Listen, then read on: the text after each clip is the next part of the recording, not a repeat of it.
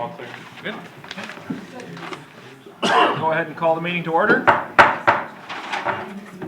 Start with a roll call. McKee here, Lanterman. Here. Bodema. Present. Barenkamp. Here. Nichols. Here. Perfect. I'd like to stand and join me in the Pledge of Allegiance. I pledge allegiance to the flag of the United States of America and to the republic for which it stands, one nation, under God, indivisible, with liberty and justice for all.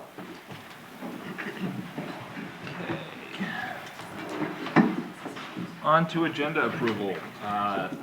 Looks like there's a few modifications, a couple things removed from staff. Anything else?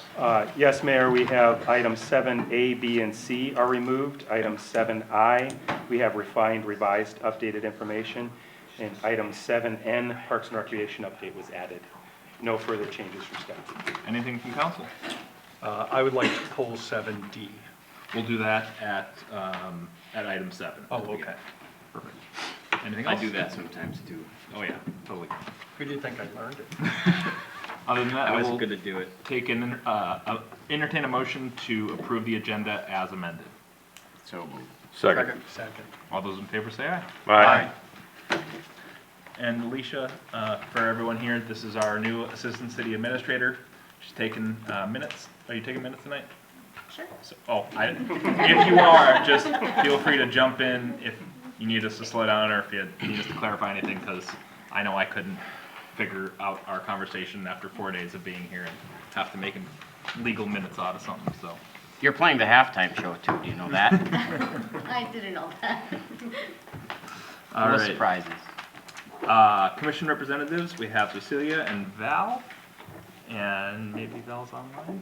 Val should be online. I think she mentioned that last time.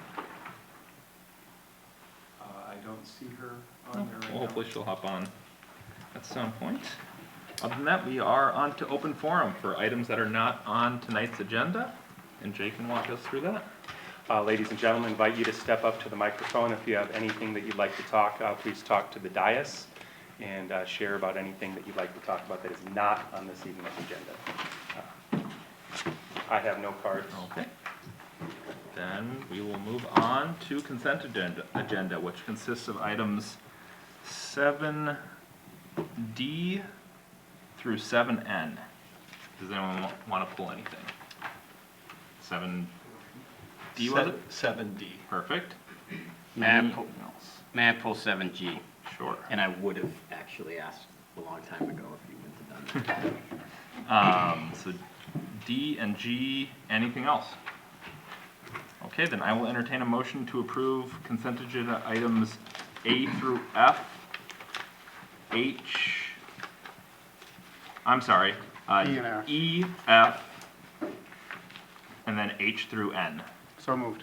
Second. All those in favor say aye. Aye. Okay, first one is consent agenda item 7D. Mark. Thank you. I would ask you to turn to page 2 of 10 as indicated in the top right-hand corner. And if we could go to the invoices for computer integration tech. I have two identical checks, or two identical invoices being paid, or invoice dollar amount, $2,541. And what strikes me as unusual is the dollar amount, but also the invoice number. Invoice number 1 is 37617, invoice number 2 is 376,917. It's almost as though we have maybe a typo on the vendor's part that generated one invoice too many. So the item 37617 is the retainer, and Okay. then when it actually goes for item, well, let me, Jody, do you have anything to say about that one? I'm looking it up right now.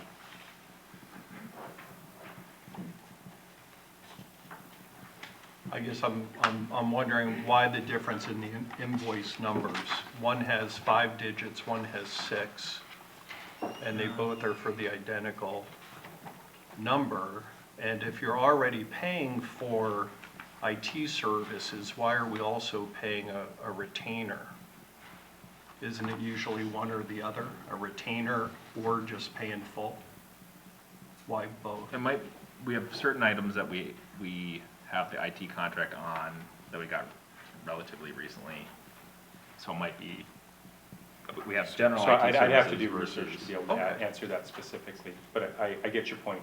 Okay, and then if you can back up one page, halfway down under Amazon, I see we purchased a detachable keyboard for $762.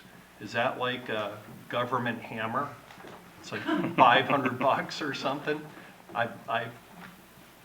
My keyboard was like $40. There may be other things on that invoice, but when they order multiple things, I can't fit it all in that one description. Okay. So I pick out the main one to Gotcha. identify it.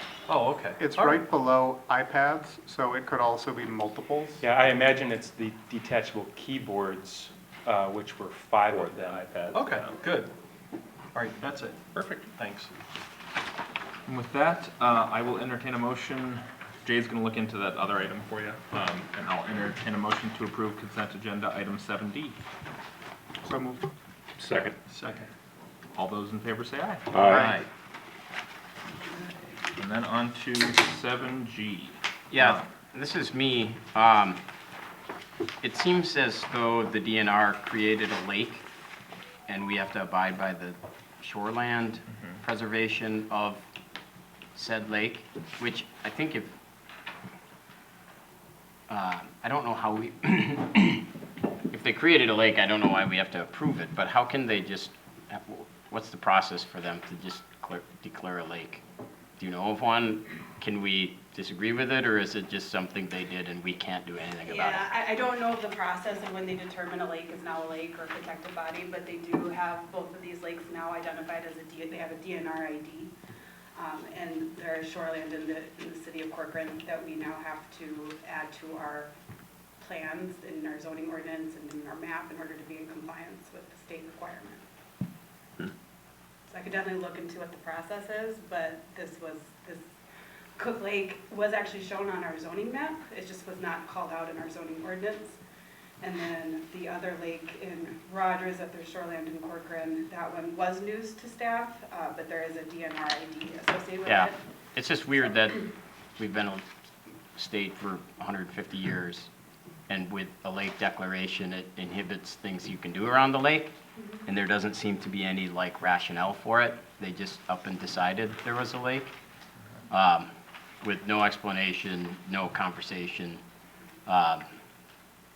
And I'm fine with lakes, but it seems like a really Like what triggered it? heavy-handed approach to telling us now we have a lake in our town, but it's actually not in our town, only the wetlands are in our town, so it seems very odd I and could certainly dysfunctional. look into the process. You don't have to look into it, because, you know, we're not gonna get very far on that, but, You don't have any other water bodies that might just pop up either, unless it keeps raining. the whole town's gonna be a lake. I will say there have been times where there's been a creek that was in the shoreland, and then DNR has updated their process, and so now it's been removed as part of our shoreland overlay. So there are updates that occasionally happen as they do their thing on their end, essentially. So we just adjust as required. Yeah, yeah, so literally, we have no choice. Nope, not really. Okay, Anything else on it? no. Okay. I will entertain a motion to approve consent agenda item 7G. So moved. Second. Perfect. All those in favor say aye. Aye. Opposed? Nay. 4-1. I'm voting nay because of their process, It's all right. not because I'm against what they did. Totally good. Keep in mind, though, that without a 5-0 majority, we have to do the full publication. It's 4/5. Oh, it is 4/5. You're right, thank you, thank you. No problem. Thanks for voting no. So then we will move on. No, I'm being recognized. Planning business, we have a public comment opportunity for items 8A, 8B, 8C, and 8D. And Jay will walk us through that, and then we'll go into 8A. Mr. Mayor, we did receive, my count was 5 online comments emailed to us. Those have been provided, and staff has responded to each of those people who have submitted. In council, I think it was 7 or 8A7 was the 8 Alpha 7 was the Added, attachment. It should have been at the dais for you. Yep. Because some of these that we received just as recently as yesterday, or late yesterday. But if there's anyone else in the audience that would like to come up and talk about item 8A7, so do you want to clarify, Mary, do you want to limit it to the concept plan and go through each item? Or do you want to do all public discussion for all planning items at this time? We can do it by item.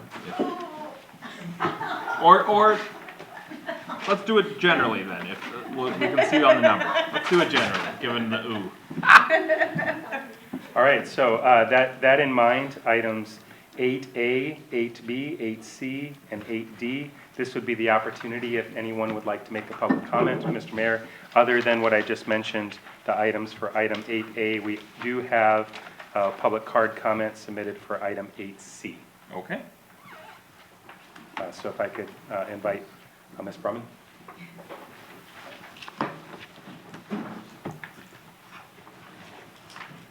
My name is Corinne Drummond, and I live at 8985 Bechtold Road here in Corcoran.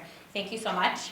Good evening, Council. I'm here, and I just want to make a quick comment because I was at the council meeting in the capacity as liaison when the Heather Meadows application was tabled. And so I was able to hear some of your discussion, and I recall sort of where we got to where we got, or where you got to where you got, in terms of feeling like, is it really an advantage to give someone development rights when they're preserving farmland in a large plot that will still be farmed, but like not have access to the individuals who are getting their homes. So it was at that point in the discussion that everyone kind of paused and said, gosh, is that really actually a value? And so I just want to address that tonight. I want to start by saying that the American Farmland Trust has a phenomenal project called Farms Under Threat. And they actually have a ton of projections with interactive maps. So you can go on to their website and they have a Explore the Future of Farmland for 2024. And you have all of these models that you can go through in terms of what happens if we just continue with development as it's happening right now. What happens if we take into consideration doing it where we're preserving farmland where it's best, et cetera, all these different models. So that's where I got a lot of my information, but it's also been confirmed by multiple other sources and sort of by a big wave in the industry. But in 2012, the average age of an American farmer was nearly 60 years old. And so what that means right now is that there's a lot of farmers retiring. There's a lot of farmers passing away. Their kids are inheriting the land and then they're selling it.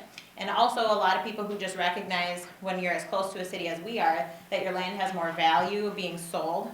And I say more value in terms of dollars than it is to continue to farm. And the biggest obstacle facing new farmers, which the largest demographic for new farmers is women under 40. Unfortunately, I do not qualify as under 40.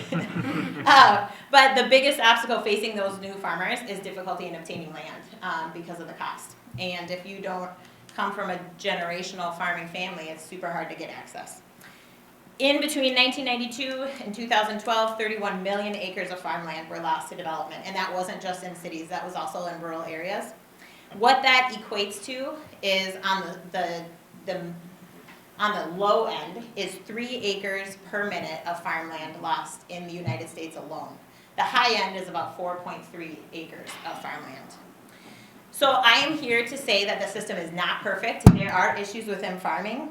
Industrial farmers, they need to be held accountable for their impact to water and soil conditions. There's tons of issues that could be addressed, but that's not what the issue is here tonight. The issue is, does granting those additional development rights for maintaining a larger plot of land for farming have any value? And I'm here to say that it does. Farmland produces goods, usually food, but not always, and these goods are available for consumption, which generates economic input. The more widely this production, whether it's food, whether it's trees, whatever it is, but the more widely it's available, then the lower the cost is to the end consumer. Even if that's feed, like my meat will be less expensive for me to sell if my feed is less expensive for me to buy. The costs increasing always get passed on to the consumer. So when it's widely available, there's a lower cost. Well-operated farms care for the soil, air, water, and they produce viable ecosystems.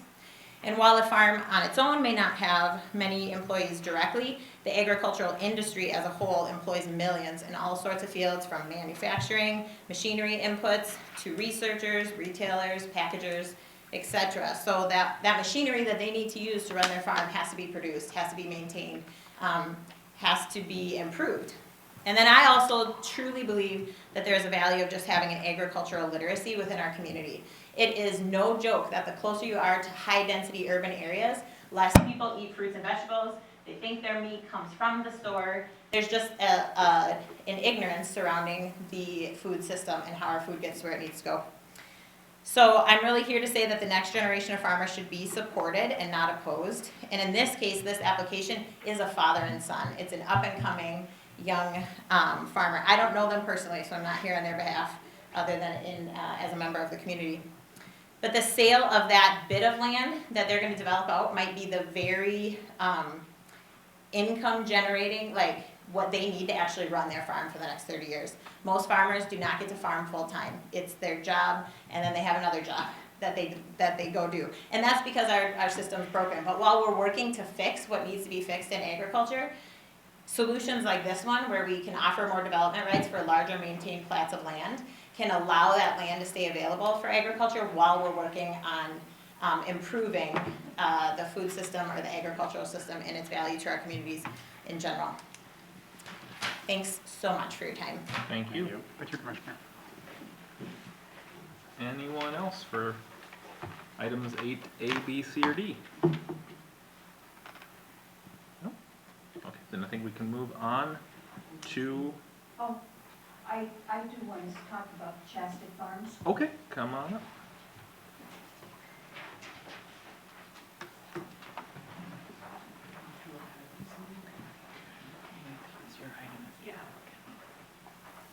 I'm Sharon Chastic, and I reside at 7600 Maple Hill Road.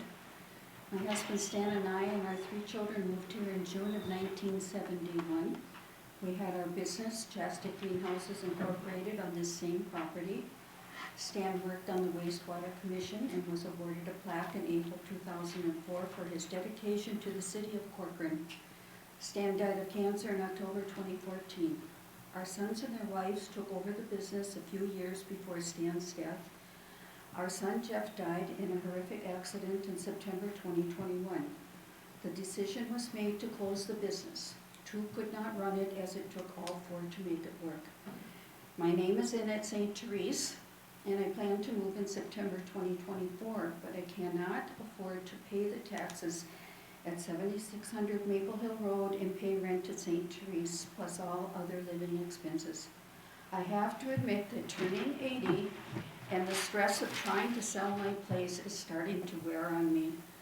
Beth and all her colleagues have worked very hard at meeting all your demands, and it seems like one problem is solved and you come up with another roadblock. It is very discouraging. In closing, I have to say that we always kept our place looking neat, but it becomes more and more of an eyesore. It needs development, new homes, beautiful surroundings, and families to join the Corcoran community. Thank you. Thank you. Thank you. Okay, anybody else? And if not, we'll move into item 8A. Is it Natalie or Kendra?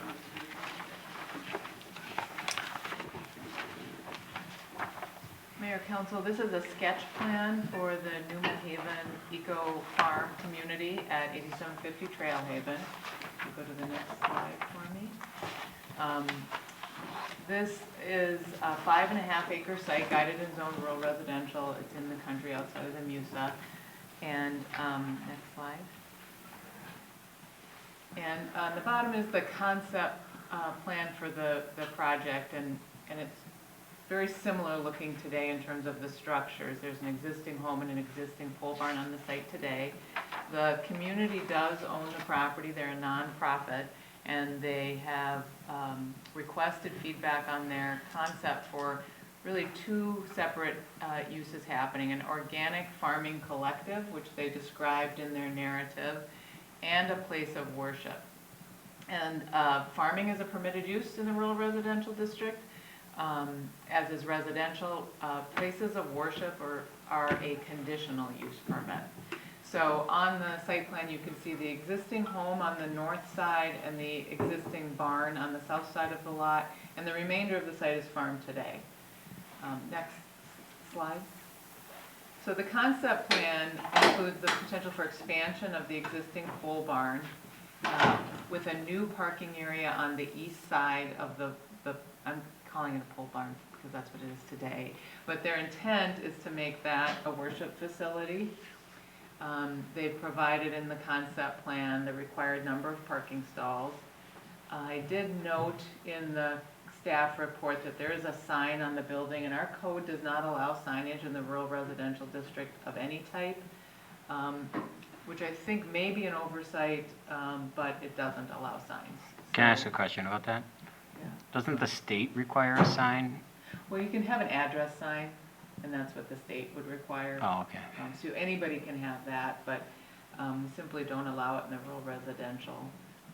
Didn't we run into it with the Harley repair facility that we didn't allow a sign, but the state required it, so they had to put a sign there? Right, and that little type of a sign, address sign, it would be permitted. That's true. Was it address or the name of the business? I think that had the name of the business on it Yeah. as well. Okay. There was a whole lot going on there. Yes, But yes. in any case. Just to be clear, they'll Yeah. probably have to have a sign there. Landscaping would be added. I did note in the staff report, historically, when we've had building additions, we've required landscaping to be based on the addition. This is a change in use, so the council might want to provide some feedback about the amount of landscaping proposed, whether it's adequate for the change in use. Next slide. We talked quite a bit about the multiple uses, or the two uses on the site, and really the place of worship should be considered the principal use, and then the parking, the farming, and the existing home are kind of accessory to that. While the farm operates separately from the community, they are related and could be considered part of the mission of the community. The home that's existing today is not being lived in today, and the applicant has indicated they don't intend to live in it. They'll use the garage and the home for storage related to the farm, and they may use the home for cooking for different events at the place of worship. And I noted in the staff report, it's very common, St. John's is a great example, to have a house that someone does live in accessory to a place of worship, but that is not what they're intending at this time. Also, if they do add on, which again, this is a concept plan, we wanted to note that any additions to the building would require the building exterior to be updated, at least 25% of the building exterior to be updated. It's a pole barn, and so they'd have to add some brick or stone or siding or something with at least 25%. The pole barn, they've met with the building official to talk about sprinklers that may need to be added, and it really depends on the final design of that building. And Hennepin County would need to approve connecting that pole barn to the septic on site, or identifying that it would need to be expanded. So that, at the sketch plan stage, we simply don't know that, so I'm just identifying that's a future issue to be resolved. The next slide, please. If the council is supportive of the request, and I would say that request tonight, the sketch plan, the main focus is the place of worship, because the collective is permitted. The farm is permitted today. So the issue is, do you support the campus with the place of worship? If so, their next step would be to come in for a site plan and a conditional use permit, which would then be a public hearing at the Planning Commission before coming back to you.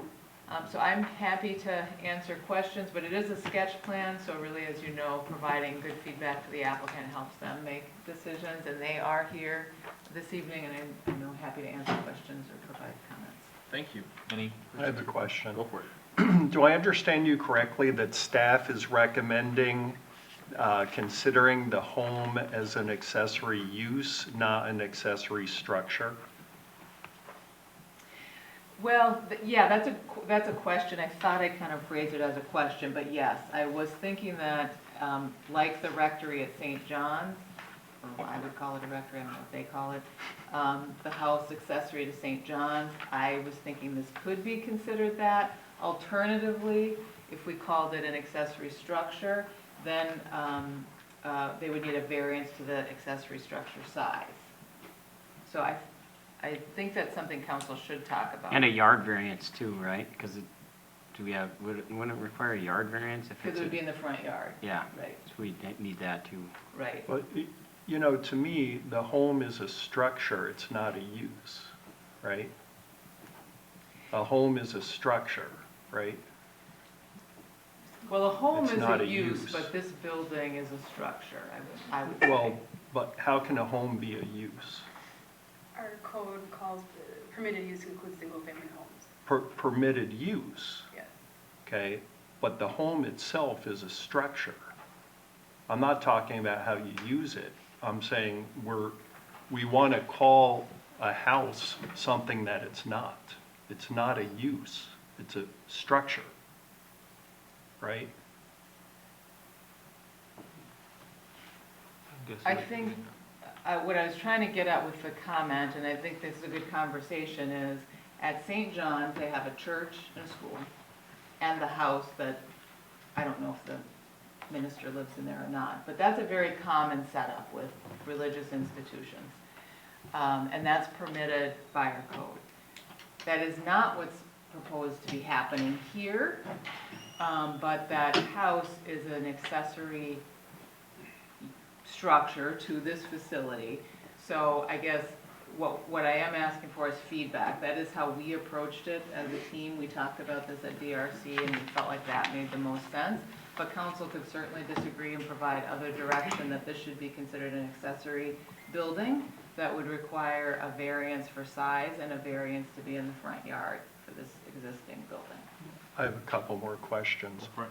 So the property, if I understand this correctly, the property is changing use, going from a homestead to a worship area, correct? Yep. Okay, so the home could be classified as a legal, non-conforming accessory structure, correct? I think the home could be reclassified that way, yes, Okay. in terms of size. But the problem is, it's conforming to code now as it is, and it would actually be the change that would make it non-conforming. So how can we do that? I don't think we're permitted to do that. What I would say, council member, is those are great questions that I think the city attorney and I would need to work through. If the council was supportive of the concept, I think we could find a path forward. But if the council is concerned about the concept, then we should know that as well. All right, so just so that I'm clear, I guess I have a hard time reconciling the sketch plan with the city code.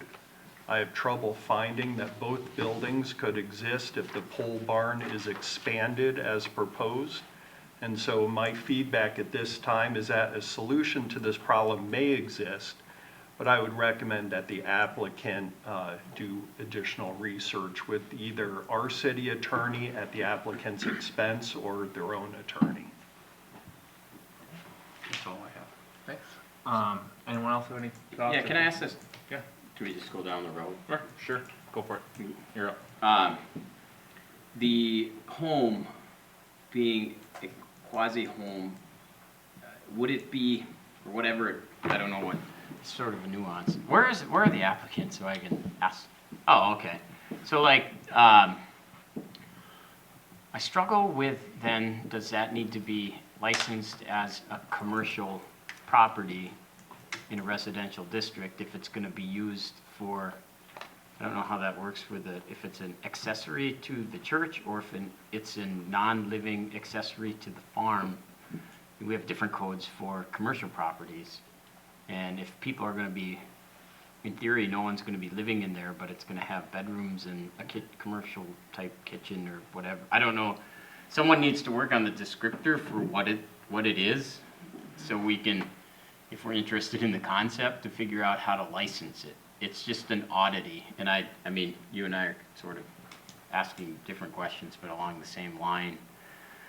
And then they got that cul-de-sac, is that okay to just have that cul-de-sac go? It probably wouldn't be there. Too It's a close to farm the road? It's a farm access is all it is. That's a field access. Fair enough, it's just yeah. Which would be permitted. Equipment turnaround point. Yeah, and then,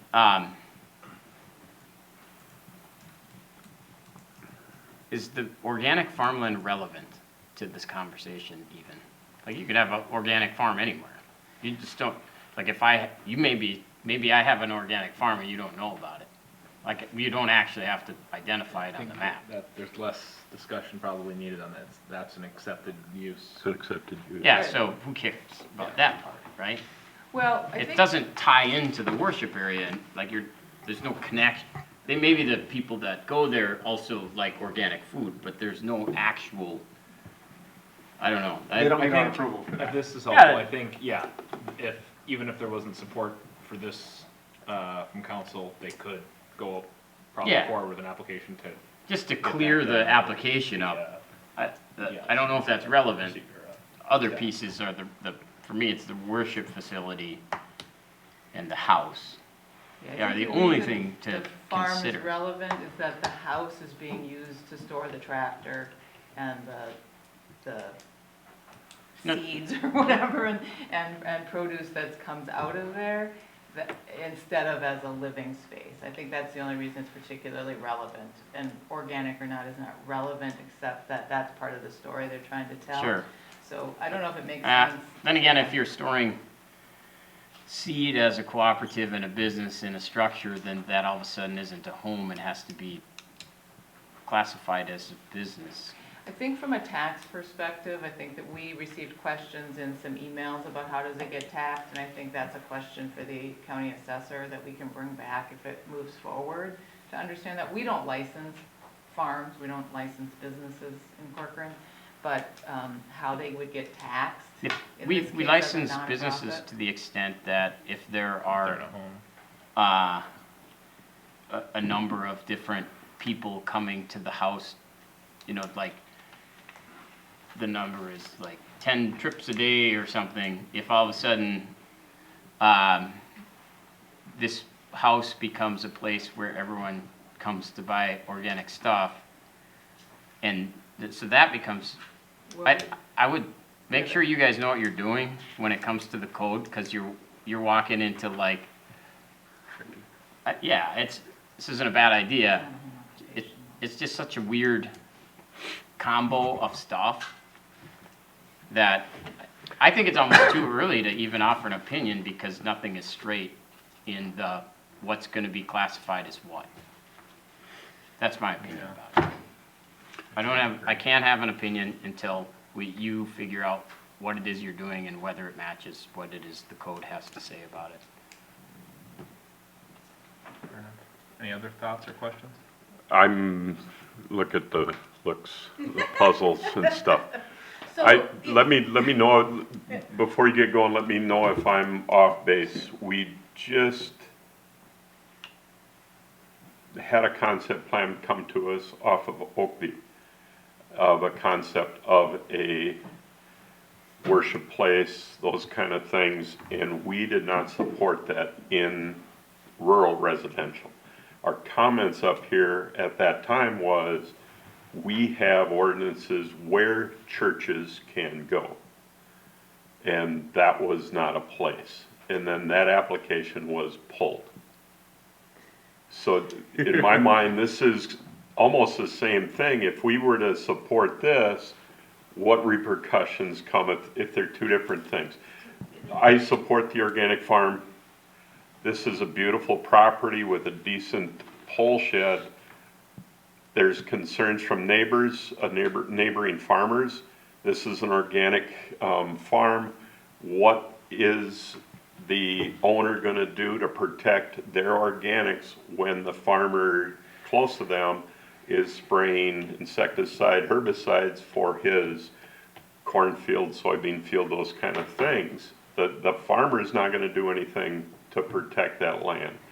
If that farmer plants field corn and they have a plot of seed corn or sweet corn there, that field corn pollination is gonna screw up that sweet corn.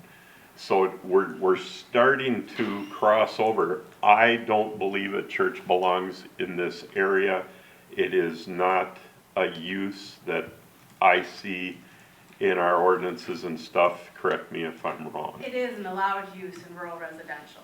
It is allowed through a conditional use permit, which Okay. means that you stipulate conditions so that you can make it fit within the district. Okay, so This kind of the lot- same then, Yes. Natalie, as a place over on There aren't a Trent lot of Haven. parallels though, So so I They're don't all wanna field. get- lot Okay. is Okay. different than the previous, so the previous example that you were talking about was an IUP for a home occupation license because he wanted to Yeah. operate classes Okay, thanks out for of his clarifying. house. So that was similar, but not a conditional use permit. And part of the reason why that went away is because it was determined he was not living at the house as a homestead. And so he could not qualify for a home occupation. And we told him if he wanted to move forward, he needed to apply as a conditional use Okay. permit for a Not place even of close to worship. the same Yeah, kind so of thing. this applicant has been very upfront that they are not living at the property. Okay, And that their intended use is to use it for a place of worship. And they also want to have, as part of their mission, is the farmland. So the fact that they're organic and the nearby area is not necessarily organic farming, I don't think that that's up for debate tonight. I think that's Okay. great to let the applicant know that that's a concern so they can adjust accordingly. But that, I don't think we really have any say over. And then the other component being, you do not need a home occupation license or any type of licensing as a farm today to be able to operate as a farm, Okay. whether you have multiple people Right. coming to the farm to do some type of community garden or some kind of employees or volunteers. And you can have a farm produce stand today as a farm. okay, So those are some differences, key differences. So thank you. that I just wanted to call out. Last one, I think the information in here about the added parking lot, we don't need to control runoff that parking lot. Would that parking lot be designed to keep all of the runoff on this property or prevent it from rolling off into other properties? That's a pretty good sized footprint for a parking lot. It was said under an acre, we didn't need to worry about it. I kind of disagree with that. Well, no, that's not what it said, but we don't need a stormwater permit, but they still have to comply with all the stormwater rules. Okay, So they don't need a permit because it's under an acre, but they're still subject to all of those runoff okay, rules. all right. I read it fast, Yeah. so I appreciate it. No, it's confusing, so that's fair.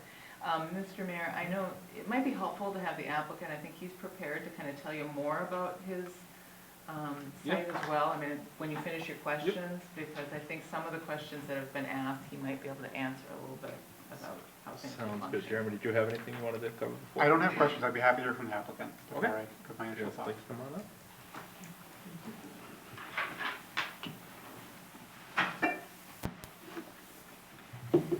Good evening. My name is Kirti Agrawal and I'm resident of 6035 Lanewood Lane in Plymouth. I would like to thank to the city staff and to Mr. Mayor and the city council member to give us the opportunity to talk about this unique concept of what we are looking at it. I was just hearing the previous comments from the city resident, and she talks about few things that I would like to say that how this could be helpful in addressing some of those. She mentioned that the farmers are the average age is 60 years. Kids are not interested to come to the farming, and there are so many different things. We don't even know that where our meat is coming. We think that it is coming from the store, not thinking that how to bring the farm to the table. And also, she talks about the ignorance around the farming and other things. So I understand completely that organic farming is completely acceptable use over here, but at the same time, I would like to a little bit talk about the organic farming and why we are passionate about the organic farming here. So the sole purpose of organic farming is also the community involvement and the strong neighborhood over there. I have added some of the links that has been from the University of Minnesota Extension Program, and what they have supported and what they have guided is few giving gardens or the community gardens, where all the community come together, and it's a different type of things where the volunteers are registered and they come and they help in doing the community gardening, producing the organic food. And also they have a very nice program which is the educational purposes. So they give the training, they give the education to the kids, to the seniors, to the community members, so that they will be involved in that. So that's pretty much what we would like to talk about the organic farming. Now, why, like this, the thing is about the place of worship, we would certainly comply with all the rules, what all the codes are, and we will certainly work with the city staff or our own staff that we could hire, whether it is an attorney or the professional engineers and others, and we will certainly work to make sure that the city guidelines and the codes will meet to have that place over there. So these are the few things that I would like to mention about that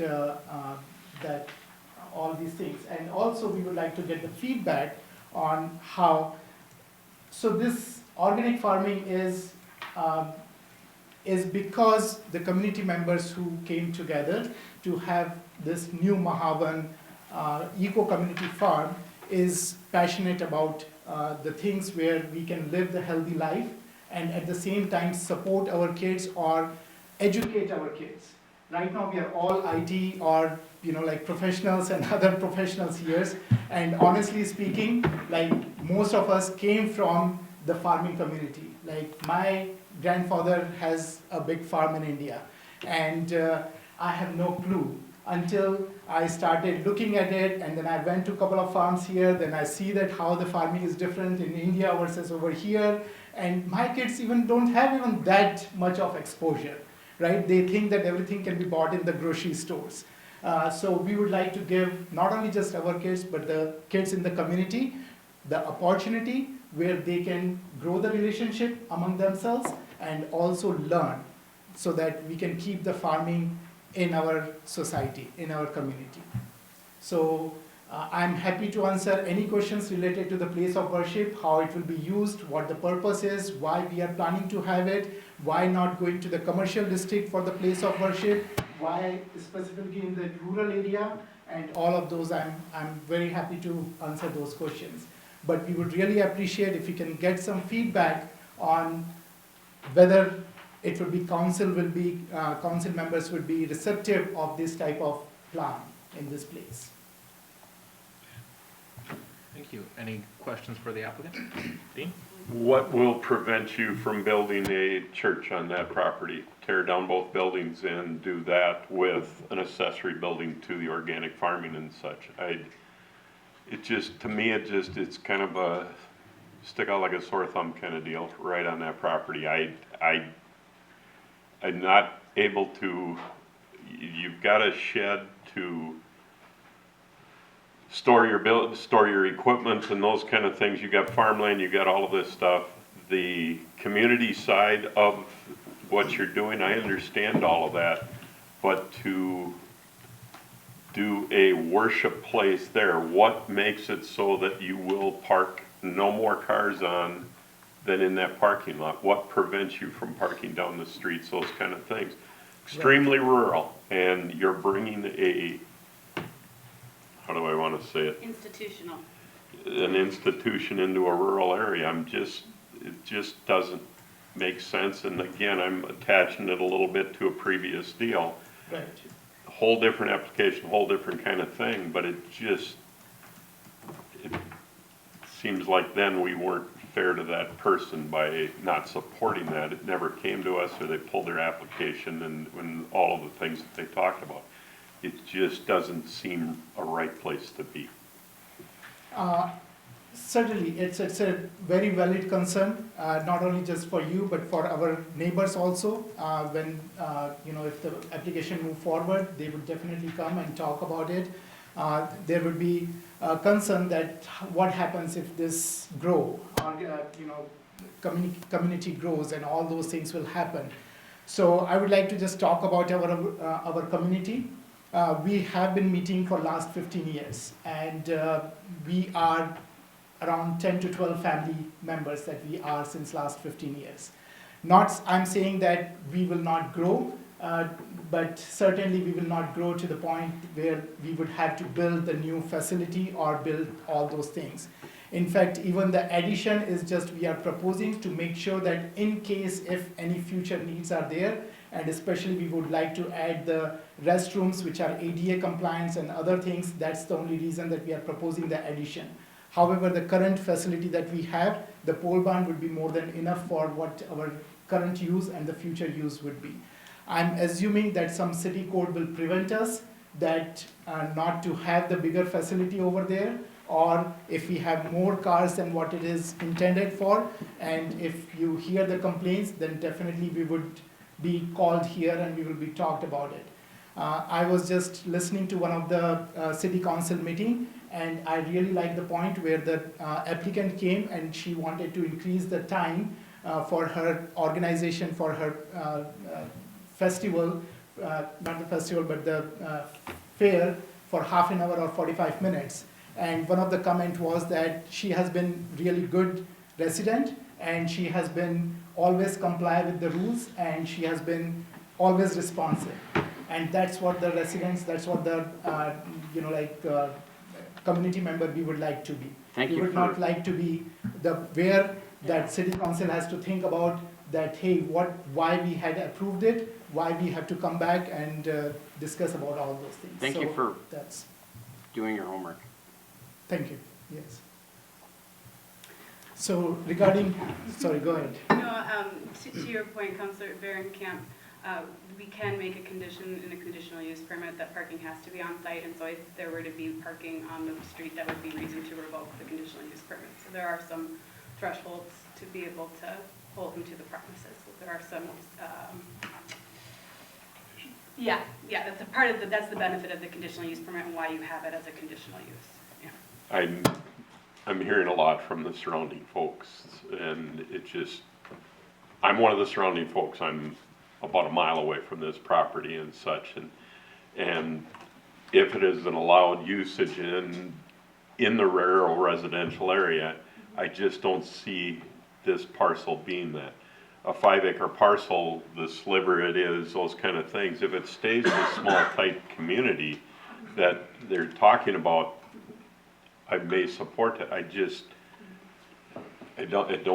don't see it. And then also you're already meeting in that home on Saturdays and Sundays. I see it, neighborhoods, the neighbor sees it and such. So there's a lot of people questioning what's going on and what's happening.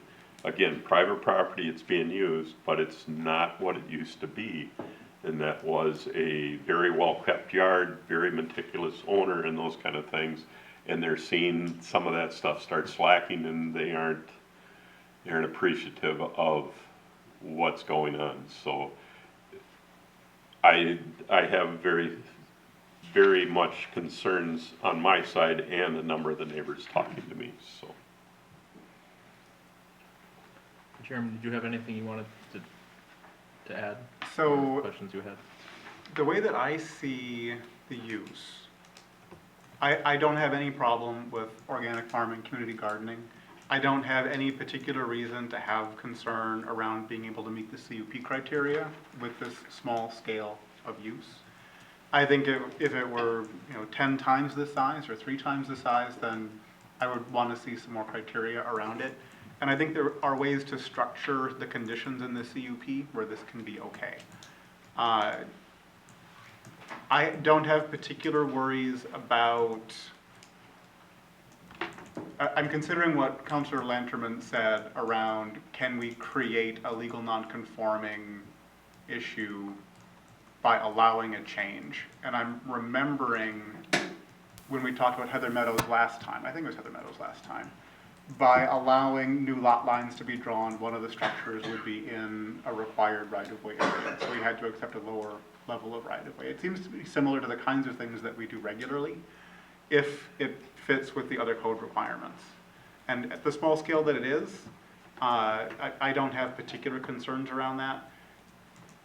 Regarding the landscaping requirements, if you're gonna have a large-ish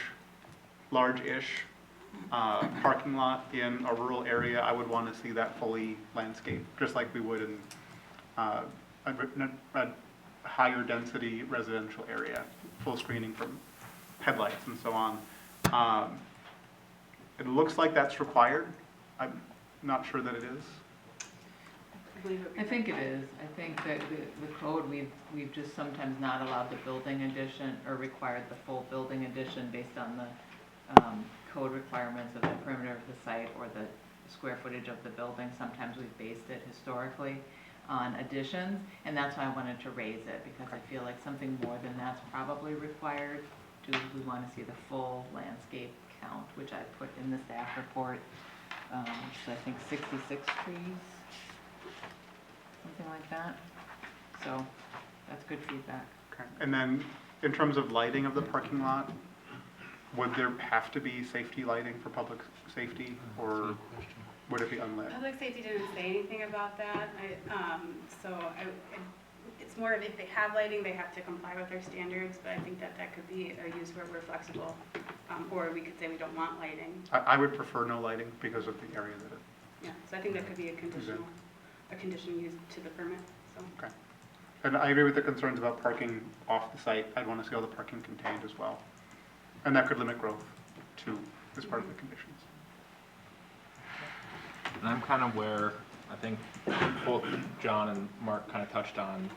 I think it's a little still undefined exactly what the process is that the applicant may be going.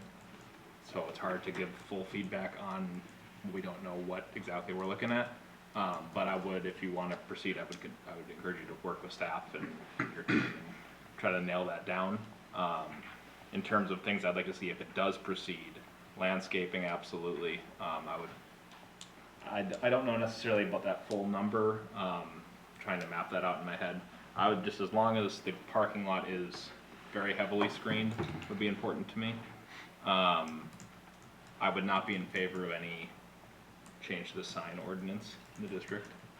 We better get clarification on the state sign. Yeah. Ours doesn't matter if the state's is different than ours. I'm pretty sure it is. Okay. Would that be for just like a sign, like on the street corner or on a building? Oh, sorry, on the street corner. Gotcha. Mailbox.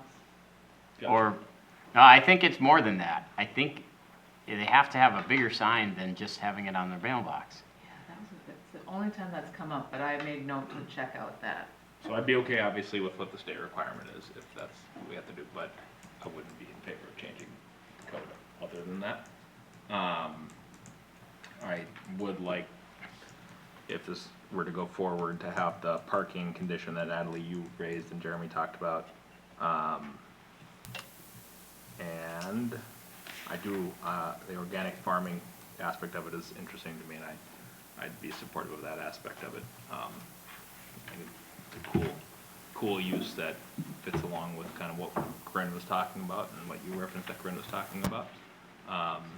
So that aspect of it I don't have a problem with, but in terms of the other parts, that's what I'd like to see if it does move forward, and I encourage you to work with staff to try to nail down what shape that takes of an application. And yeah.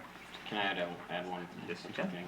Like a lot of the emails and comments that we have received discuss the impact to the surrounding properties, and I think it's worth noting that the property just to the south has nothing. It's empty farmland. And then there are traffic concerns, but one thing I think we ought to think about here is Trailhaven with the additional traffic. One thing they did is on the other side of Trailhaven, where you pull out Trailhaven at 30, where the tree farm is, they tarred that section, because if it gets torn out and torn up and crappy, for lack of a better word. When you pull from Trailhaven onto County Road 10, it takes a long time to get up to speed, and that, you know, you sit there and spin, and the more traffic, you're gonna increase the traffic flow in this little section, and it's not the best, the angle of the road to Trailhaven in that section, it happened all the way up Trailhaven, the angles are bad, and most of the areas where the Trailhaven intersects with another road, they put asphalt on it. And it would probably be a good idea to have asphalt there for the increased traffic and wear on the road, so people don't struggle to get onto County Road 10, especially in the wintertime. That will get packed down or whatever. It creates a problem with additional traffic in that little. So when we talk about impact to other people with respect to this project, there will be a distinct, acute impact on that section of Trailhaven. I think we need to account for that.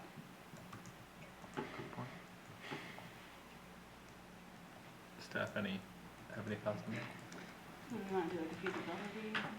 Or what do you want I'm to do? asking, he was referencing more of a commercial facility, I believe. So that could be evaluated.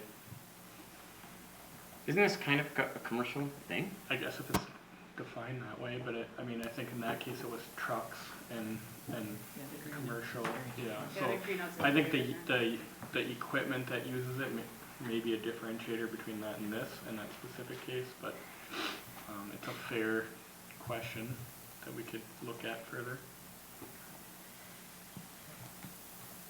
I think a good point to raise, because that is the type of impacts that I think the neighbors are concerned about.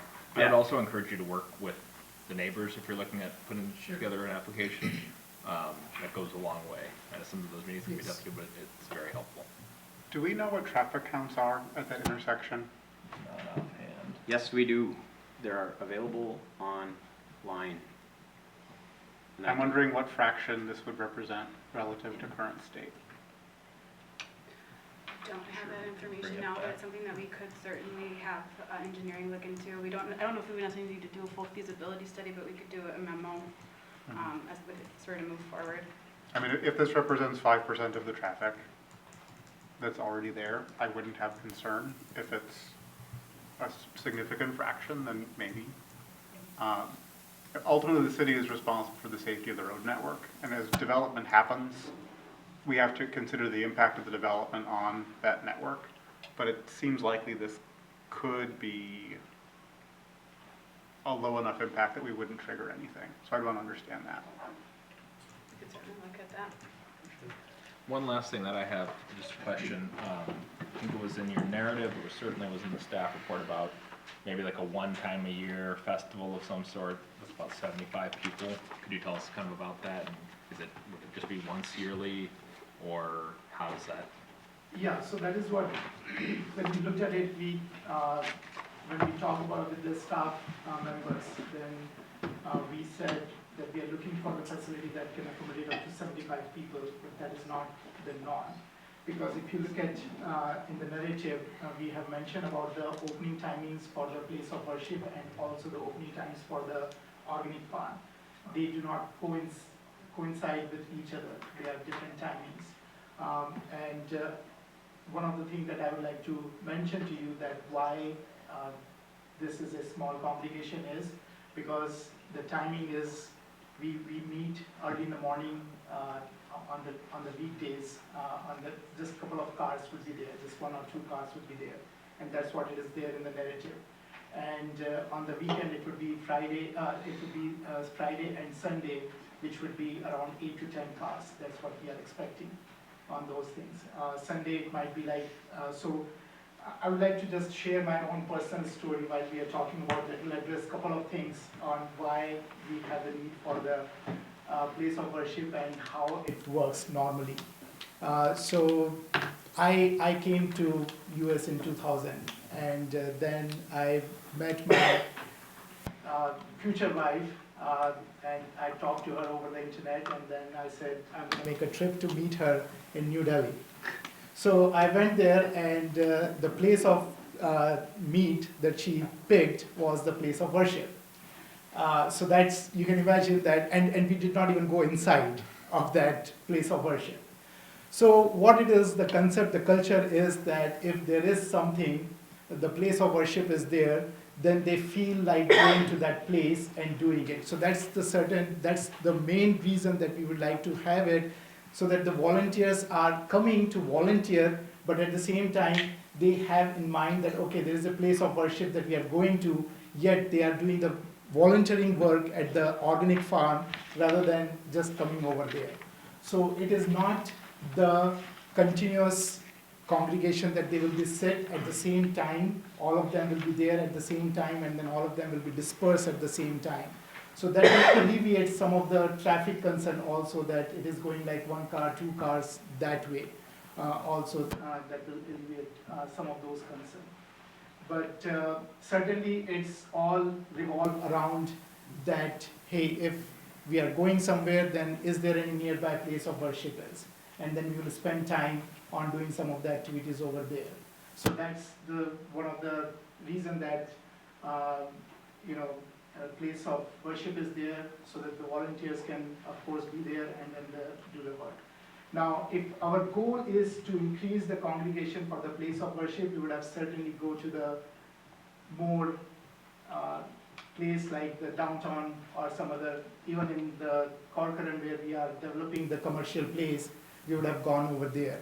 But our main thing is to educate our kids, to bring the neighborhood together, and we have invited our neighbors, and we would certainly make another attempt, couple of attempts more, and we would like to meet with them and explain to that what we are planning to do. So we will continue to make that effort and try to address their concern, try to address whatever their concern is. It is not good at our part also that you have to hear from them rather than they hearing from us and asking the questions directly. We have sent them the mail and we met a couple of them, but we will certainly continue to do that and address their concerns in this regard. Thank you. Can I ask one last question? Go ahead. I just want to make sure when that application comes in that it meets the definition of place of worship. Yeah. I don't need to hear it from you right now, but I'll be satisfied that, I just want to make sure it does, that's all. Yes. The place of worship, it might even make more sense to change it to place of assembly, the way that it's really defined. But it doesn't necessarily need to be a church, but just a place where you're gathering for regular services, whether that's any type of faith or spirituality. That is the intent behind it, the definition. It certainly could have a different title. It could be changed to be clearer. So just try not to talk yourself out of it being a But that's why we say that. place of worship, because then it will be disqualified from doing, I'm not going to tell you what, I'm just saying it has to fit a certain definition, so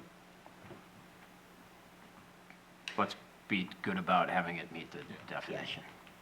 So our code. Because if you're an organic farm and you're actually a commercial business, then you may not be able to be allowed here.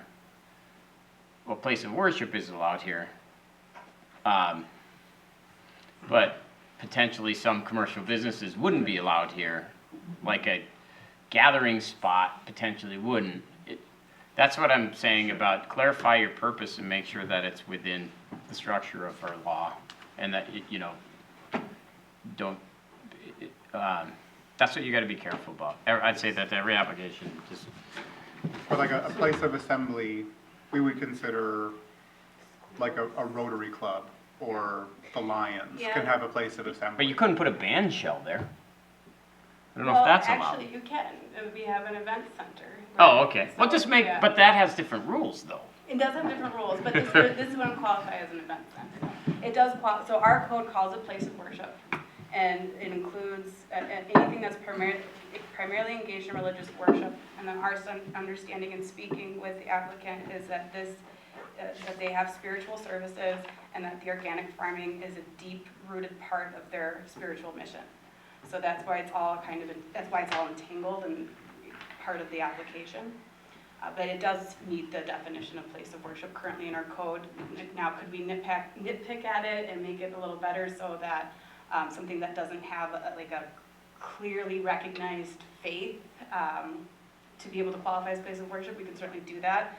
But any kind of spirituality, I would say that falls under religious worship. So spirituality and religion tend to go hand in hand. So, and they're open to all faiths, my understanding. So they do still have services. My opinion, your opinion are irrelevant when it comes to the constructs of the law. So like, we just got to be careful about if Mark and I open a disco on Bechtold Road and just say it's a place of worship, and just say it's a place where we are mindful and come together as a community and, Zen, or whatever we want to say. We don't want other people to take advantage of our looseness when it comes to interpretation of worship facilities where you can be mindful and spiritual. Like that doesn't fit the legal definition of a place of worship.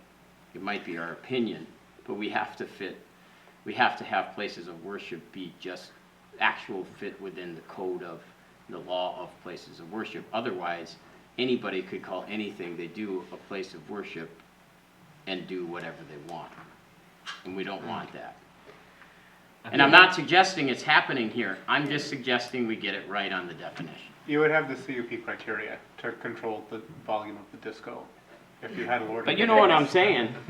If they're not allowed, we can't just say they're not allowed, but if you have some place where you meditate, then that's a place of worship. I'm not saying that it is. I'm saying the stuff has to meet the definition of the criteria. And that's why it's so unclear to me if it does or not. What's helpful is within the CUP, we could provide some clarification in terms of how it meets or is defined it says by a definition that is acceptable, but more importantly is also communicating that understanding and meaning to other people. So if anyone questions it, the CUP should definitely clarify that. And I think it's unfortunate, I feel like we got a little bit off track. I mean, we really feel like this is a place of worship, and so the question to the council is not about whether you like the organic farm, because that can be there today without you weighing in on it. The question is whether the council would support them moving forward to come in with a CUP for a place of worship.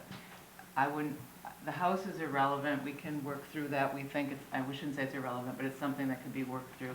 But the question tonight for the council is, could you support a place of worship on this site if certain things were addressed?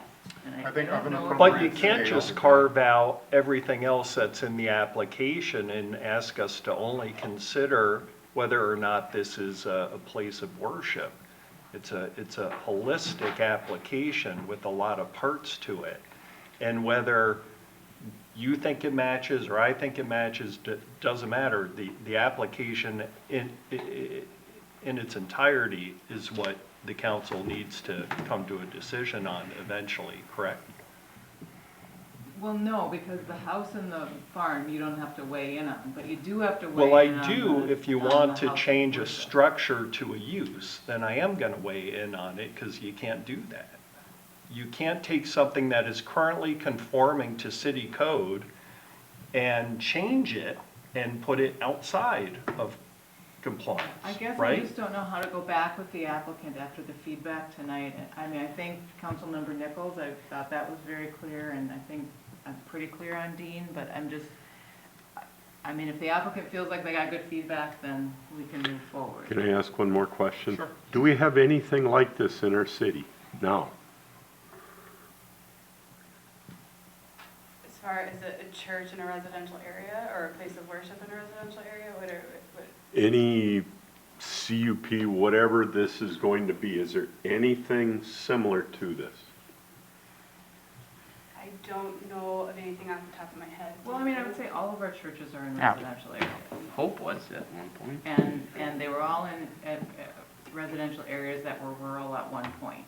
I think Hope is a really great example, having talked with Brian about trying to locate that spot for the church, because there were very similar discussions about this when they established that church. Where was the right place to put it? How did you work with neighbors? And originally it was on the east side of 116. Right. And that was not where folks wanted it, so it eventually ended up in a different location through collaboration and a lot of discussion. And so, to the point that Kendra's making, that the helpful feedback, I think the things that are important to take away is for the concept here. Is this something that they could work with staff to get to a place that could potentially be a collaborative solution? There's been some feedback that said, yes, there's some unanswered questions in terms of clarification of some uses, and there's some legal feedback that we need to get on some of that we don't have right now. But this is a concept plan. And so back to Kendra's question, do you feel like you've gotten the feedback that you need to proceed? I would certainly prefer to have a little bit more feedback, which is kind of more not vague type of things. I shouldn't say vague, but I would like to answer any questions what I can right now, so that it will make it more clarified to the council members that is lacking in this. So I certainly understand, why the organic farming and other things. It is just because that is the purpose that we were looking for, the bigger land and which has some farming place along with that. As far as the commercial, I completely understand that city, the definition of commercial for city is different than this for a resident or for a citizen like me. For me, the commercial means when I'm exchanging money and I'm getting benefited or I'm profiting out of it. So with that definition, this is not a commercial place. Again, I'm not saying that this is, as per the city also is not a commercial place, but for me as a resident, for me as a citizen, it is not a commercial place because it is all run by the volunteers. No producers will be sold to anyone for a single dime, and the excessive produce will be used for the charitable cause, which include the nursing facilities or food banks and other things. Yeah, you run into trouble when you define commercial activity with the scope of exchange of monetary value. So just be careful about that. Right, and that's why because you're having not kind of people. That's what we just need to define things. Place of worship, what that house is going to turn into, whether it's a commercial area, and what you're talking about, in my opinion, defines commerce, whether money is exchanged or not. You just got to you got to figure that out. Okay. What kind of commerce it is. So those are four things that are big question marks, and we don't know the answer to that. It's hard to give an opinion on something when it's as equally vague to us what you're trying to do, even though you've tried. Now we're saying, well, we don't know about this. We don't know about this. We don't know about that. We don't know about whatever. I'm not saying like don't do it, but it's like trying to mix a bunch of stuff together and it doesn't quite fit. So the seasonal produce stand, I think, would allow them to sell if they wanted to. That's Yes. a permitted use. So I don't understand the concern about commercial. Like, what have you heard that makes you concerned? I haven't heard anything, but if you have a place where people come and do stuff, receive, give, it's a commercial activity. So, you can't just have, just like in any other part of the city, we have restrictions on what can happen at a particular place. Like I couldn't open a lemonade stand at the end of my driveway and give away lemonade free to anybody who wanted it and have more than like 10 trips a day. It would be considered a commercial activity. So there's definition of commercial activity within the city code And it's not just about exchange of dollars or whatever. And there is a difference between being able to farm your land and having people come with some exchange to have what you're talking about.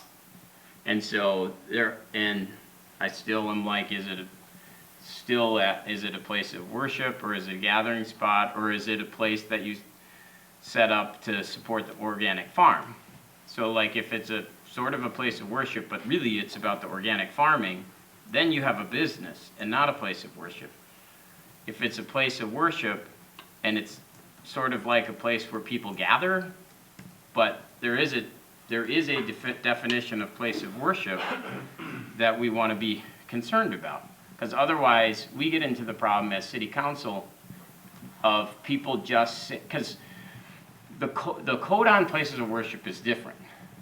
If it would be easier to build a church on the corner of 10 and Trailhaven than a Walmart of any size, because churches have a clear carve out in state statute of where they, or places of worship of where they can do and what they can do and that kind of stuff.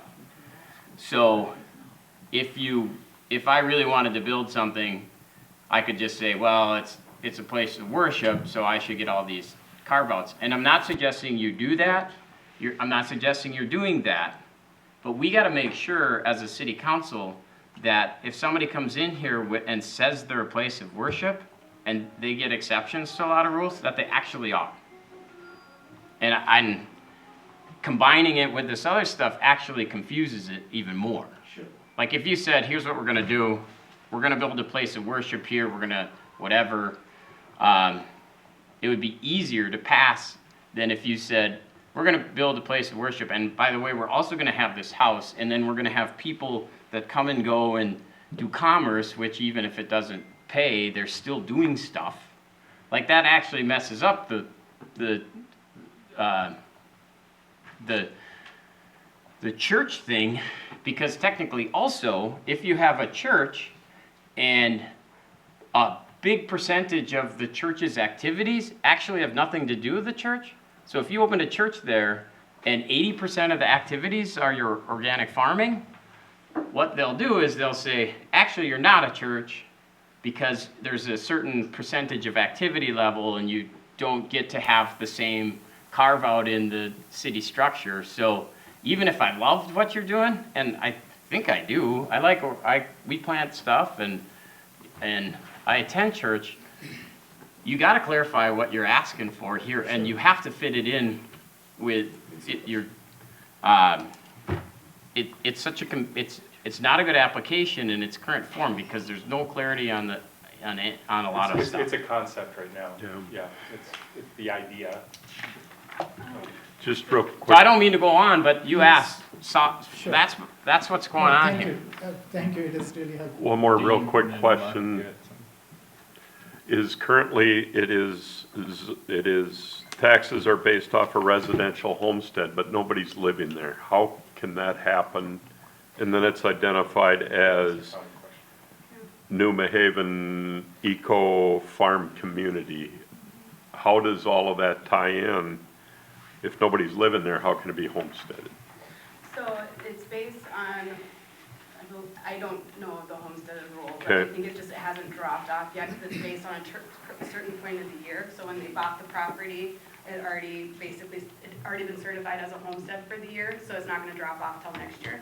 So that's with the county, and it is Okay. registered as a nonprofit with the county now, and taxes are due at this point. As far as how it could theoretically change if they get the place of worship's EUP, that would be a question for the Hennepin County And then does assessor. that turn into I don't know that it would be, because taxes? there's only, my understanding, and would have to confirm it with the Hennepin County assessor, is that the religious institution, there's very specific thresholds that you would have to meet in order Yeah. to be tax exempt. Oh, I remember. So I remember that. So for Thank something you. that is not necessarily a recognized faith for the purpose of the tax exemption, it might just be considered a nonprofit, and I believe they would still have to pay taxes. Okay. Happy to confirm that. as it were to move forward. And then I guess just as a point of clarification, I see churches all the time with community gardens. Are we saying that we're open to it being a church, but we wouldn't want any type of gardening? Is that the hang up? No, that's not at all what we're Okay, saying. well, I'm just trying to understand the feedback so that I understand how to. That aspect of it we're Okay. general favor for. If I could try and provide some clarity on how I thought. So I would point out that we do have other activities happening with other churches that, by the way, that you're characterizing commerce, whether they're having childcare facilities within the church, or Right. they're also education institutions. Those things are happening in places of worship in the community right now. And so I just wanted to clarify, I don't think that's where the concern was for Councilmember Bottom. I think the concern is about the optics and potentially the legalities surrounding the actual commerce. So if people are coming and there's a different kind of exchange, there are some, when they're running the childcare facilities, they have to have some other legal institutions that they're answering to. And when you're running a school, there's also some other implications there. And so I think that's part of the point that he was making is right now with saying that this end, there's concerns because of the lack of clarity that with the overlapping, there might be some other obligations there that aren't under this body, but are important to consider. Did I capture that correctly? Well, yeah, and I would add, if a church has a childcare facility and there are different tax ramifications for the childcare, and if the childcare is their overwhelming business model and the church is just an afterthought, then they lose their tax exempt status because there are court cases all over about the qualifications of the status of a religious institution or place of worship if they're actually in the business of doing something else. So that's the stuff that I'm thinking about. So did that provide clarity? Like as you have that overlap, there's other implications that Right. might go beyond this body, but also impact this body. Yes. And so that clarification is pretty critical. And Mark, do you have something? Oh, perfect. And I think. Yeah. So again, thank you. Thank you. And Thank we you. will address all the concerns, and we would like to move forward with the application, but we'll work with the staff members and with the other concerns that we had. And again, like we all talked about it, that the concept was that just like Natalie explained, that the churches, when we have, like some of the members that I know, they go and to the city of Maple Grove where there is a church and they rent out the lot, 10 by 10 or some small lot for the producers that you can grow the vegetables. And that is what we had it in mind, that would be doing. But certainly when we talk about too much about the organic farming as our main thing, then that raises certain other questions and other things. So we would definitely address all of these things, and we'll prepare our application. Cool story how you met your wife. Nice to meet you Yes, tonight. that is what it is. And you will believe it or not, but most of our road trips are planned around the places of worship also. So we will first look at it where the places of worships are, and that's how we plan the road trips. So thank you. Yep. Thank you. Thank you. Okay, on to 8B, which is the rural commercial survey results.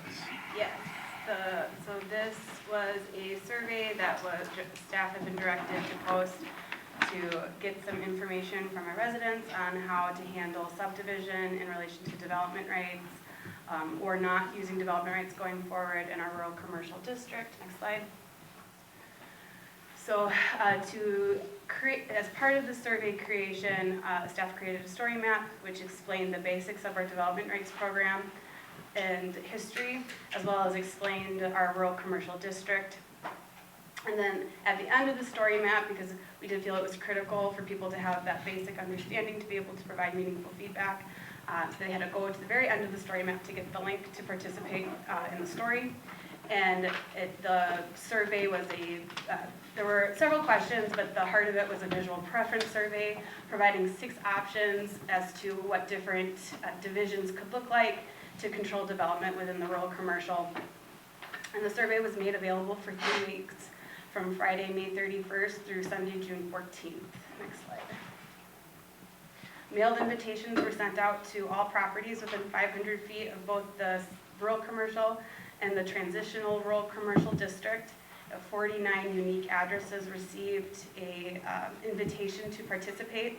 However, we also wanted it to be available to the larger city, and so announcements were made on the city's website and social media accounts to solicit broader participation, as well as the Council, Planning Commission, and Parks and Trail Commission members were passed on the link to share with their social networks, so to try to broaden the participation.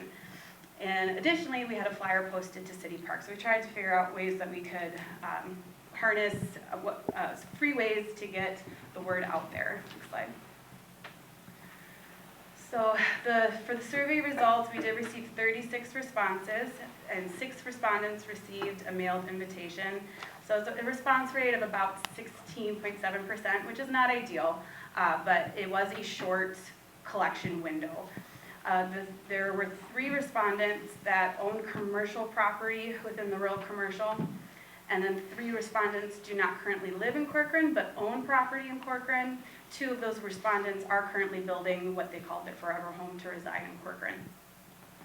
19 respondents lived within the MUSA, and then 16 respondents lived or owned property outside of the MUSA. So that's what that pie chart is trying to show. Next slide. And this is a map of the locations of different addresses for the people who participated. So again, we had some within the MUSA, and then we actually had quite a few, some that were in the rural area, and then we had quite a few that participated within the MUSA. Next slide. So as far as the concept of development rights, 8 respondents stated they had development rights shown on the development rights map. When staff went in to confirm the addresses, we actually confirmed that only 2 had property with development rights based on the addresses provided. This does suggest that more educational resources regarding development rights could be helpful for the general public, so it's just an interesting finding. And then 2 respondents stated that they hope to subdivide their property on the future, and only 1 of which currently has development rights to do that. Next slide. Respondents were asked to rate the importance of 8 design features as they relate to the creation and preservation of rural character on a scale of 1, which was not very important, to 5, very important. So we specifically asked on the concept of low density, large lot sizes, open spaces, dark sky, low traffic, large setbacks, green space, and limited commercial development. Next slide. So the response, basically what this is we, of the 36 respondents, we basically added everything up to get an idea of how important they all are based on the different scores everyone provided. So next slide provides the design features in orders of ranked importance. Open space was the most important, followed very closely by green space. And then we go to dark sky, low traffic, low density, limited commercial development, ranked 6 out of the 8, and then large lot sizes, large setbacks. Next slide. And then we asked what other features define rural character to you, and the 3 most common themes that arose included a quiet and calm environment, presence of farmland at various scales, so not just the larger farms, but hobby farms, and then preservation of natural areas. Next slide. And then we asked, do you believe commercial zones are important to have? Most people did say yes. 32 of the 36 respondents confirmed that they do want to see commercial zones. Next slide. What type of businesses should be in the commercial rural? Again, this is just kind of gives you an idea of the current uses, most of them currently allowed. There's a couple in there that we've been talking as part of our updates, such as vertical farming. I think I also included event centers in here, just because we allow those in our rural residential, but we don't allow that in the rural commercial. So just trying to get an idea of what uses are we missing that we could potentially add. Next slide. What got 27 votes? Well, we'll get there. Next slide. Oh, okay. So the top 5 uses is the greenhouses and nurseries. That was the 27 votes. Second, followed by restaurants. 3rd, retail goods and services. 4, civic buildings, and then the 5th highest use was motor fuel stations. And then we had an area for write-in responses. So some write-in responses we received included a fire station, farmer's market, agricultural co-op, anything farm-related, light industrial and retail, a library, and solar power farms. Next slide. And then the survey asked, what concerns do you have in thinking about commercial development in the rural area? The 5 common themes were traffic, noise, development intensity, visual aesthetics, and environmental impacts. What are the most important regulations for the rural commercial? Again, there were several provided, and we asked them to check all that apply. And then as I think the next slide gives the top. So the top 3 regulations identified as important were density limit, landscaping and screening, and lighting. And then we received, again, several write-in responses. So the important regulations, it varied from type of business, a mandatory traffic light at County Road 19 and County Road 30. Obviously, that is not within the city control, but totally can appreciate that.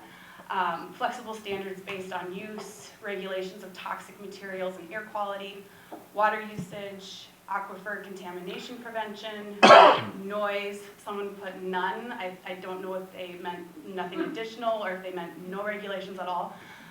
Traffic and hours. So then we get into the actual visual preference survey, and 6 options were provided. We started with the status quo, which is the use of the development rights. The second option was a commercial density of 1 per 10 acres. The third was commercial density of 1 per 5 acres. And then we did a minimum lot size. So option 4 was a minimum lot size of 10 acres. Option 5 is a minimum lot size of 5 acres. Option 6 is 2.5 acres as the minimum lot size. Next slide. So there's a couple, the thing about the development rights is there's a couple different variations that you can end up using.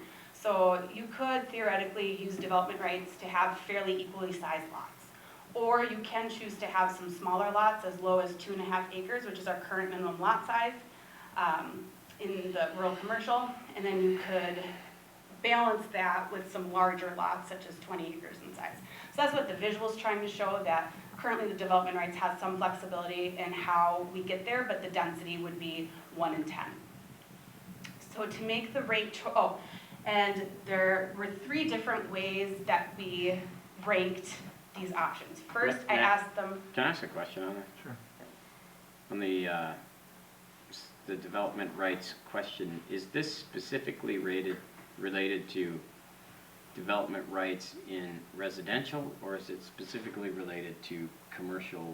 This survey was specifically in how they would be used in a rural commercial setting. So in this one, the minimum lot size would be 2.5 acres. And the story map was very specific in that, and that's part of the reason why we tried to have some background information before you could access the survey so that that could be made clear. Okay, fair enough. So there were 3 different ways that we had the 6 options rated. First was just on a scale of 1 to 5. Is this not very preferred way to have development in the rural commercial, or 5 being very preferred? And then we had asked them to actually rank them on comparatively. So you have 6 choices. What's your first choice, second choice, third, fourth, fifth, sixth? However, it didn't quite work the way I wanted it to, in that some people put a first choice on one and then put everything else as 4th choice. Or some people just put everything as last choice. That was just one respondent in particular. But to make it usable, because there was some, I still felt that there was valid data there. To make it useful, I broke it down to which options, how many first choice rankings they received. And then I went through, and basically everyone got 21 points, and it was assigned. So if they did first, second, third, fourth, fifth, first choice got 6 points, second choice got 5 points, so on and so forth.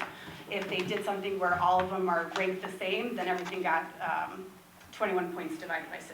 So was it 3 points each, 3.5 points each? Sorry, math isn't working right now. So that's why we have 3 different ways to look at it.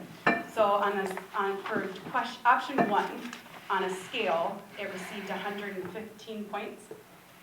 And then on the ranked choice, 19 respondents chose it as their first choice, and it overall received 166 points. Next slide. Option 2, again, it would actually look very similar to our development rights program. The key difference being that once something is zoned rural commercial, previous use of development rights would become irrelevant. And so again, that was made clear in the story map, and I did try to have that note in the survey as well. On a scale of 1 to 5, it received 96 points, and as a ranked choice, 6 respondents rated it as their first choice, and it overall received 155 points. Next slide. Option 3 is a commercial density 1 of 5. Scale of 1 to 5, it received 69 points. Ranked choice, there's 3 respondents that ranked it as their first choice, and they received 120 points overall. Option 4 received 108 points on the scale, and then the ranked choice was 5 respondents ranked it as first choice, receiving 145.5 points. Option 5, the minimum lot size of 5 acres, received 75 points on the scale, and then ranked choice, no one ranked it as their first choice, and it received 101.5 points overall. Lastly, option 6 on the scale received 74 points. 2 respondents ranked it as their first choice, and it received 68 points overall. So based on just the scale, of not very preferred to very preferred, option 1 had the most points, followed by option 4, which was the lot size, minimum lot size of 10 acres. The third choice was option 2, being commercial density of 1 in 10. Option 5 was the fourth choice, minimum lot size of 5 acres. Minimum lot size of 2.5 acres was 5th choice, and then the 6th choice was the 1 in 5. For the ranked choice, so based on the frequency of first choice rankings, option 1 had the most first choice rankings, again followed by option 2 being the commercial density 1 in 10, third choice being minimum lot size of 10 acres, fourth choice being commercial density 1 in 5, fifth choice being lot size of 2.5 acres, sixth choice being minimum lot size of 5 acres. And then when we did the point system for the comparative ranking, again, option 1 was the first choice by 166 points, and then followed again by the 2 10-acre options. And then we get down to option 4 being the commercial density of 1 in 5, fifth best option being minimum lot size of 5 acres, last choice being the minimum lot size of 2.5 acres. So the limitations of the study, and I want to be very transparent about it, is this is not a representative sample of the city in the area. I'm sorry, it's not a representative sample of the city, nor is it a representative sample of the area that is 500 feet within the commercial rural and transitional rural commercial area. So we want to be careful about broadly applying this, but of the participants, this is the information that we have. And then the development rights and development standards can be complex topics with several caveats. So the story map and visual aids attempted to provide a very simplified and engaging format to touch on these topics, but I did receive some feedback from respondents that the topics were difficult to fully grasp. The short survey collection window was also a limitation, and then the response rate from the mailed invitations was fairly low. Next slide. More participation from residents. There was more participation from residents living in the newer developments within our MUSA than those who live most closely to the districts we're talking about. However, I did go through and remove the responses from those who live within the MUSA and determined that it did not drastically change the results. If you take out the MUSA responses, you still have in first place the development rights as the preferred option in every category. And then, I think there was, sorry, can you go back one more? I think there was one more comment. Oh, and then again, yeah, the ranked choice just did not work as anticipated. And so I did the best I could to make that data usable. Next slide. So then this just goes to show that, again, the status quo is the first option even without the MUSA participants. So we don't have to go through that too much more. But next slide. Next slide. So then lastly, there was a question on there, do you have any other thoughts you'd like to share with the City Council as they consider updates to the rural commercial? And there was not a single common theme that I could pull from this. So all of the responses are on there for you. I don't know if there is anything too particular to the conversation tonight, but that might be valuable to consider, and these slides are available on the web page on the city where the survey was made available. And that's what I have. Could staff email it out to council too? And Absolutely. Oh, I did email it yesterday. Oh, yep. perfect. I must have missed it. Thank you. Any questions or comments for Natalie or about the survey? I think it'd probably be something that we need to take in for a bit before we can make too much of it. Probably worthy of a public work session. hopefully get someone on the schedule. Anything else? Do we have, is there something that we have to make a decision on? Not immediately. No, so this is, so this is phase one. So I think the idea was being, we wanted to understand this survey in order to be able to proceed. We did have a work session that memorialized the use of development rights in our rural commercial area. So if council's ready to proceed with that, then we could certainly get that on a public hearing. If not, then we'll have to take a look at adding a work session, which we could, I don't know if we can do today or if we would have to do that at a next meeting. Our next work session is scheduled for August 8th. It did seem like the data was consistent with current policy pretty broadly. And even where alternate options had similar scores, they ended up generating roughly the same kind of map. So I'd be comfortable proceeding with the language that we had intended without a public hearing, but if people feel like we see value in meeting again to discuss, I'm happy to do that. Were you thinking work session to discuss that aspect of it, or just to digest the? Just to digest the survey. Okay. I think that this is a lot to consider, Yeah. you know, in the 20 minutes we've had. Yep. I guess, how does the rest of council feel about what Jeremy was talking about with the language that we have ready to go forward with, unless we decide to change, of course. Not all at once. I wasn't there. At the Joint work session Meeting. with the planning commission? What is it? Oh. I don't think I was there. You were there. Oh, okay. Does anyone have objections to proceeding with the plan then? What I would say is that there was a specific thing we were trying to address related to commercial. There's like a sliver of land that's commercial, that's zoned rural commercial. And I think if we sent out a survey to the city and they said to every resident,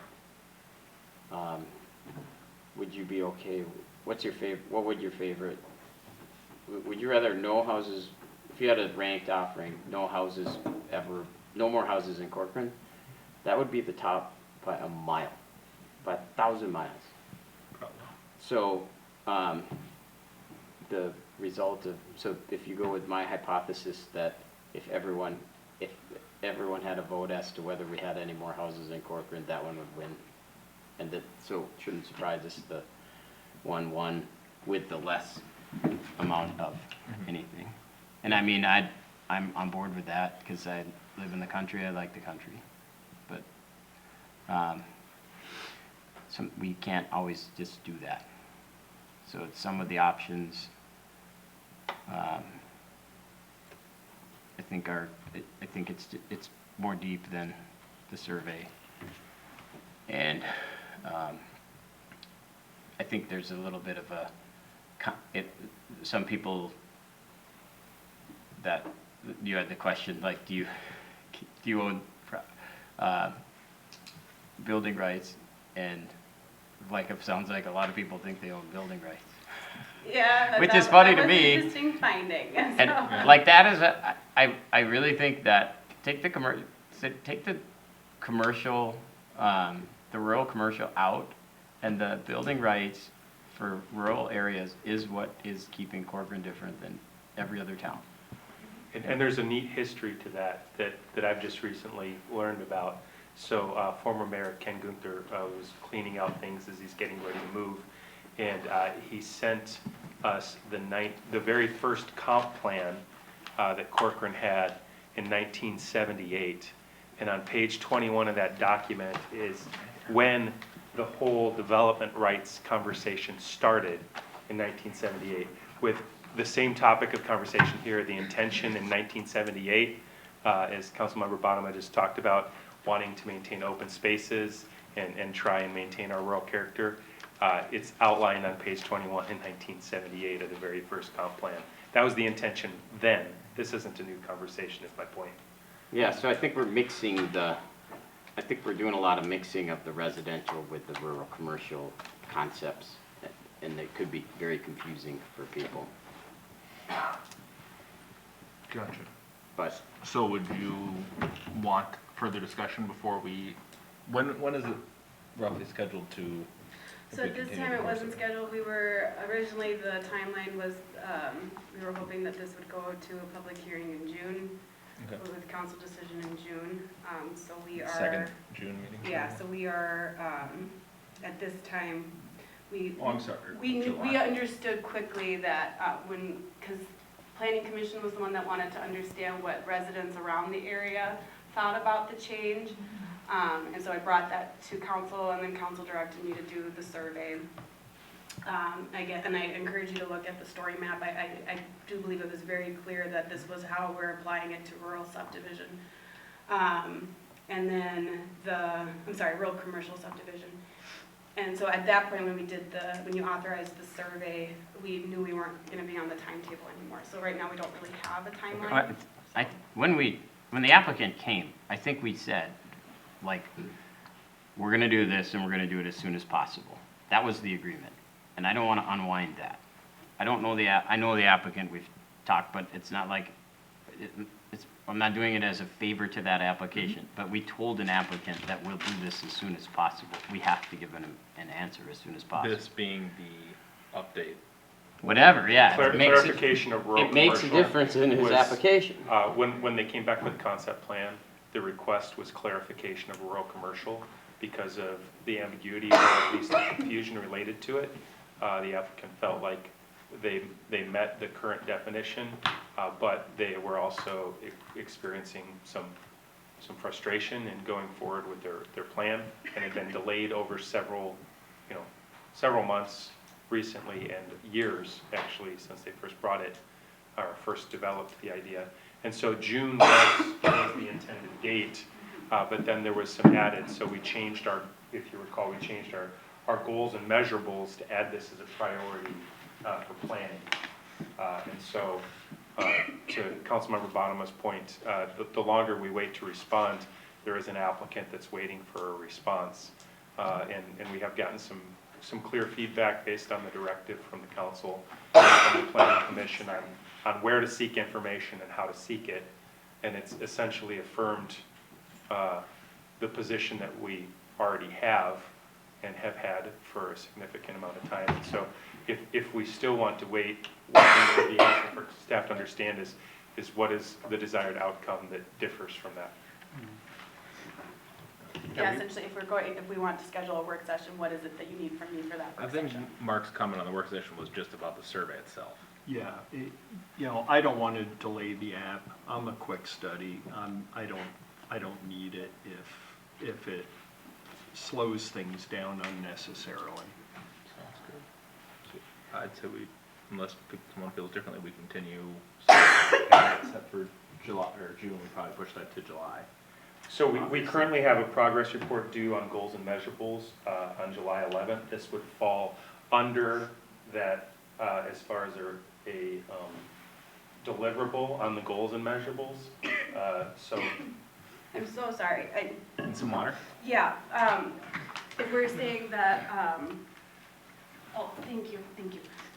We're saying that This one's unopened. it does have to go to a public hearing in the planning commission, and so I guess I'm a little, so if we're saying that we want to get it on the schedule, it'd have to, at this point, I can't notice it until August, and it'd have to go on the August planning commission, but that could also mean that we could discuss something in July. But again, what do you need from me? Can't we make a decision? We can make a decision, but the soonest I can schedule it would be To go August through 2nd. 'cause I the have legal to notice process, it. we need to. It would have to be that August planning commission for the public hearing, and then we, after that, be able to Or August adopt it. 1st. Sorry.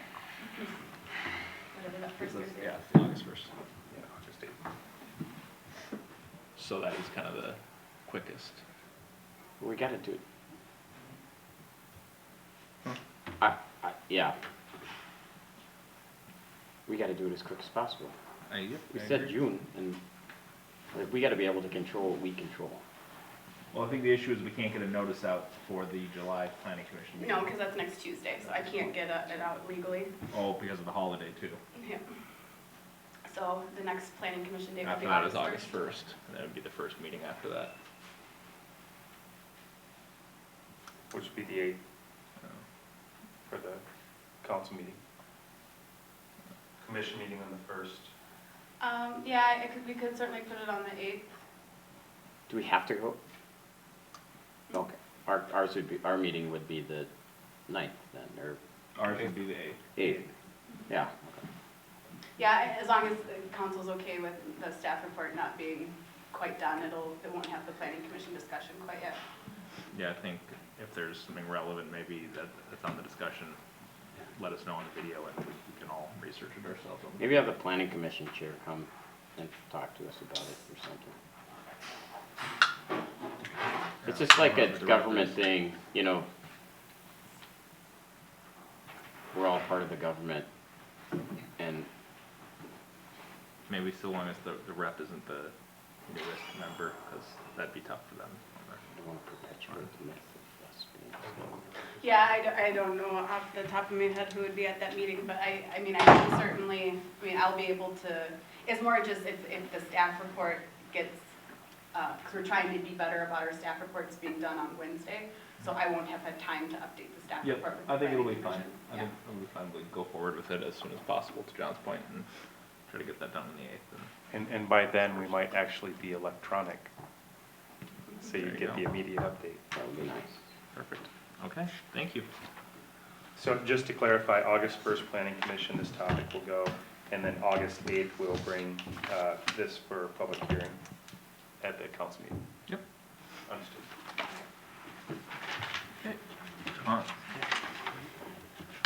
Yeah, we'll take a 5-minute recess and we'll reconvene at 8:56. That clock's a couple minutes off. Call the meeting back to order.